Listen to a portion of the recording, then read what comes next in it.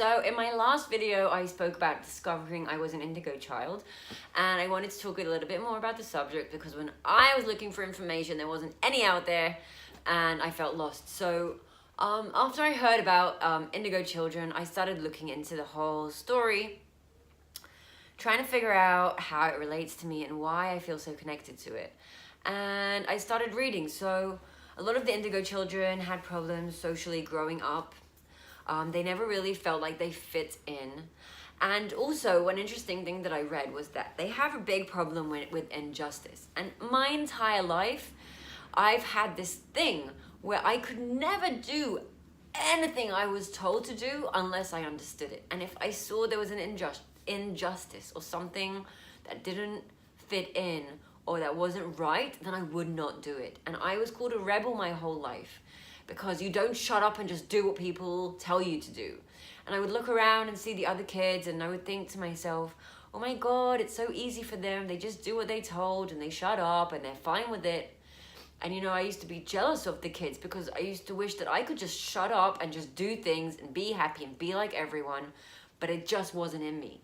And I was never like everyone. I was always different because I was always the one to ask questions and to doubt and to say, you know what, that doesn't seem right to me. And I used to annoy adults. I used to annoy my parents. They used to scream at me to shut the fuck up all the time, because I was a very rude and arrogant child. And you know, I don't think I was arrogant actually. I just think I was I was never willing to shut up, and I was always the defender of justice, and I was never willing to do something I was told without understanding why. And you know, there could be many reasons for this, but I've been like this ever since I was a young child. And one of the interesting things about indigo children is that a lot of them have come here to shine the light on the problems that we have today in society, and to be the bearer of the light where there is darkness, and to show the others a better, brighter way. And indigo children just can't be okay with things when they're wrong. It's just a thing we have. And we've had troubled childhoods that have made us courageous adults, and we're not afraid to say what's on our mind and to do the right thing. And that's our opportunity to shine the light on a lot of things that aren't working today in our societies around the world, and to bring real change, I believe. And you know, I've always been interested about, you know, in sexuality. I've always been sexual. I've liked sex. Ever since I was a young child, I haven't had really any sexual traumas. And I've just been very sexual. I'm a Scorpio, so I guess I came here with this deep connection, spiritual and emotional connection to sexuality, to sexual energy, which is, you know.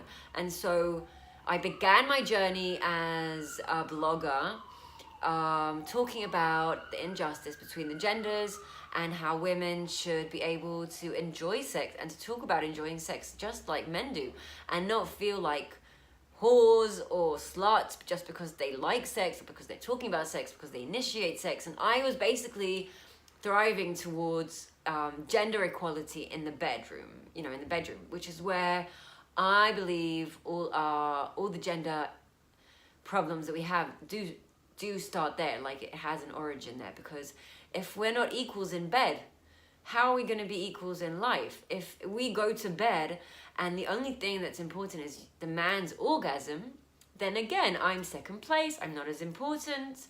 I'm the second grade citizen again in fucking sex. Like, it's insane. Especially when you take into consideration that women are ultimately sexual machines, like sexual goddesses. Like, every single woman in the world has the potential to be multi-orgasmic, to be a tantric sexual goddess in bed. Every woman has this potential, which is part of the reason I think men have depressed us for so many years, because it's scary what we can do in bed. Like, some women, including me, can orgasm more than 20, 30 times. Sometimes I'm in just like one long orgasmic sex session with an orgasm that can go for 20 minutes, half an hour. Like, the sex that I'm experiencing is out of this world, and I've always had the potential in my body. I just had to go and do some soul searching and inner healing, deep emotional healing to reach these places, but any woman can do it. And our bodies are made to create new life, and new life is created through sexual intercourse. And it's just something that we were made to do.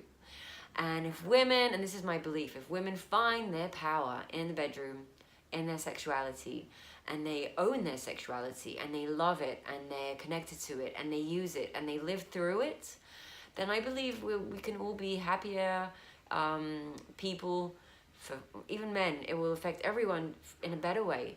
And as an indigo adult, I do feel that my calling is in this area of life. And sex has to do with everything, with our body image, with our self-love, with our expectations of other people, with our judgment, our criticism of others and ourselves. Sex has to do with everything. And if we can learn to be present through working with our breath and the sensations of the breath in the body, and if we can do it during sex, we will not only become orgasmic, but we will also become happier, healthier people. And, you know, ever since I've started practicing this pink tantra for like the last 2 years, I looked 10 years younger. Like, I looked older. I had a shitload of makeup on my face. I had a lot more wrinkles. I didn't have any light in my face, and I look at myself now and I just look beautiful, and I can say that. And it's a long process that I've worked through to get to this point. So as an indigo, the injustice that I saw was the unequal weight men and women get in sex, and the inequality in the sexual relationships. And that's where I chose to make a change. And I live in Tel Aviv, and the people here are Jewish and very religious and very conservative. So for me, being in English, like, I'm half English, half Israeli, but for me being in Tel Aviv and working with these people on sexuality is like a double challenge, because A, it's just, you know, sexuality, so it's an embarrassing topic for them to talk about, and B, they're just so conservative. Like, this country is fucked up in so many ways. The women here are taught from a very young age that any woman who is sexual is a prostitute, a whore, a slut, and not worthy of marriage. And it's something that even like secular, non-religious women who don't even believe in God, just growing up in this society, this is what they believe. So I have so much work here to do, which is probably the reason I'm still in Israel. But I mean, the work is important anywhere, wherever you are. And I do private sessions with men and women, and I try to teach them how to find more equality in the sexual lives and how to connect to themselves sexually, and especially women, but also men, because, you know, if women need to learn how to be more present and in the body during sex, men need to learn how to be more emotional during sex and connected to their emotions. So there's work for everyone to do.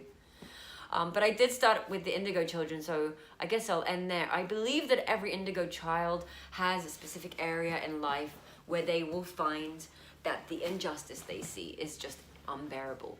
Because I've seen a lot of injustice in many places, but the sexual field for me was unbearable.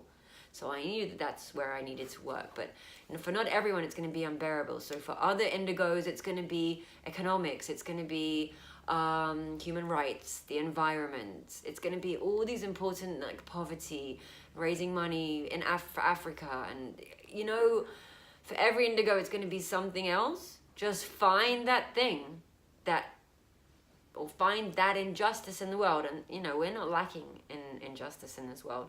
Find that injustice that you just can't bear, that you feel in your body, that you just can't bear it, and find a way to make a change in that area, because that's the area that you're drawn to work with or in. Yeah, I would love to hear from more indigo adults. If there are any watching me on YouTube, I would love to hear back from you. I don't know enough indigos. Although they find me a lot of the times, I don't know enough, and I would love to hear your stories and to hear from you. So thanks for being with me in this video. I hope you find your purpose as an indigo adult, and I love you very, very much.